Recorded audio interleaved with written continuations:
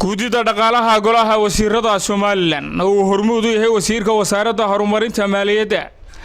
Dr. Saad Ali Shir ayaa kulan la yeeshay ganacsatada gobolka Togdheer kulankan xog wareysiga oo ka soo qayb galeen hal doorka ganacsatada gobolka Togdheer ayaa habeennimadii xalay ka qabsoomay hotel haas ee magaalada Burco kaasi oo ay ganacsatada gobolka Togdheer su'aalo ku weydiinayeen la xiriira isku xirnaanshaha wada shaqeynada wasaaradaha dalka iyo ganacsatada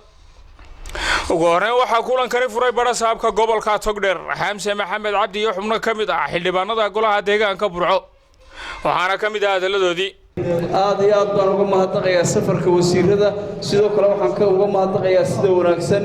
ee hufan ee aad u soo gudbiseen wixii aad tabanayseen ganacsatada reer Togdheer ay tabanaysay taliyeyntii dawladda ay jirtay mashaariicdii ugu badnayd baa laga fuliyay mar labaad waan u mahadnaqayaa dhammaan wasiirada si gaar ah wasiirka maaliyadda oo aan u dhaganago gobolkan oo gobolka ka soo jeeda sidoo kale waxa ayna goobtani ka hadlay qaar ka mid ah ganacsatada gobolka Togdheer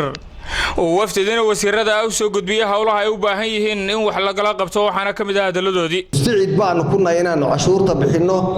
oo nooc kasta iyo taariifad kasta oo ay dawladdu u soo dhigto bixino laakiin cashuurtu inay tahay mid taariifad leh oo waqti ku eg oo baarlamaan la soo mariyo oo digretadeeda iyo faafinteeda ku soo baxda iyo inay tahay mid sanad kasta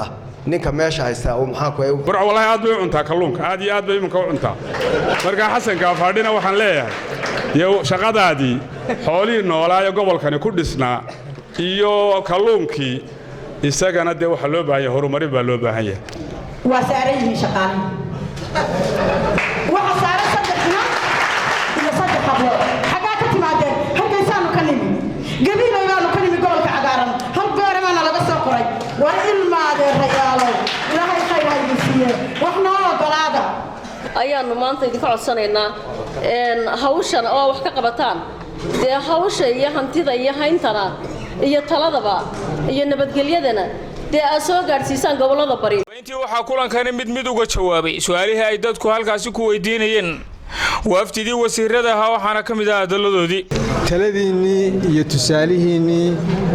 iyo cabashadiinii intaba waanu qorannay oo waanu qaadanaynaa waana ku mahadsantihiin arrinka overtime-ka ee la iska qaado waxaan doonay overtime-ka inaanu tirtiro waxa laaliyo wixii cashuura ee aan sharci ahayn ee baarlamaan baasgaraynin waa liis dheer maaha overtime-kan oo keliya runtii waxaan doonaynaa inaanu tirtiraan doonaynaa keliya la qaado cashuurta wixii baarlamaanku isagu mataqaana waa ansixiyey ee uu baneeyey halkan waxaanu ka furnay sanadka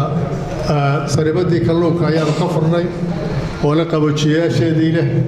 oo ku filan magaalada ku filan inay sabalaagarayso waxaan ku dadaalay in laga qabto birishadaas lacag $500,000 ku dhow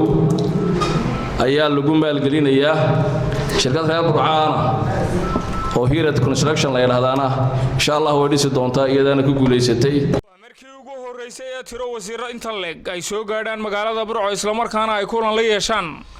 ganacsatada gobolka Togdheer kaasi oo ujeedadiisu daaran tahay xog wareysiga arrimaha kobcinta dhaqaalaha وعبد السمد أحمد يوسف تلفزيون عالمي يونيفرسال مقالة برعو